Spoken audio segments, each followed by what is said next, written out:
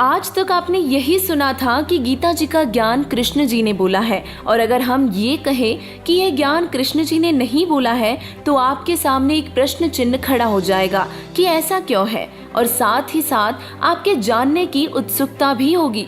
दर्शकों, महाभारत के युद्ध स्थल के बीच में गीता जी का ज्ञान कृष्ण जी के मुख से बोला जा रहा था, लेकिन अगर हम कहें कि कृष्ण जी ने नहीं बोला तो यह आपको सबसे बड़ा झूठ लगेगा। लेकिन यह सत्य है कि गीता जी का ज्ञान कृष्ण जी ने नहीं बल्कि काल भगवान ने बोला है, जिसे शास्त्रों में ब्रह्म कहा गया है। इस सत्य को हम इस प्रकार भी समझ सकते हैं कि जैसे किसी व्यक्ति के शरीर में प्रेतात्मा आकर कुछ बोलती है, इसमें बोल तो प्रेतात्मा रही है, लेकिन हम समझते हैं कि यह बातें वह व्यक्ति बोल रहा हो।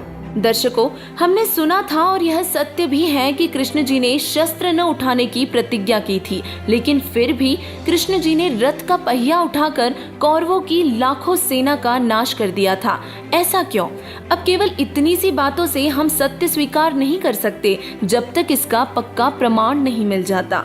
पवित्र गीता जी के ज्ञान को उस समय बोला गया था जब महाभारत का युद्ध होने जा रहा था।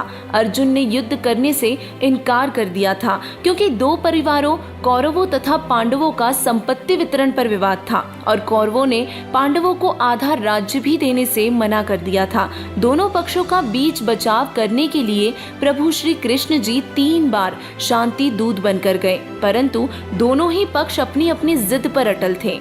यही बात गीता जी में भी लिखी है कि अर्जुन, मैंने ये विराट स्वरूप तेरे अलावा पहले किसी को नहीं दिखाया।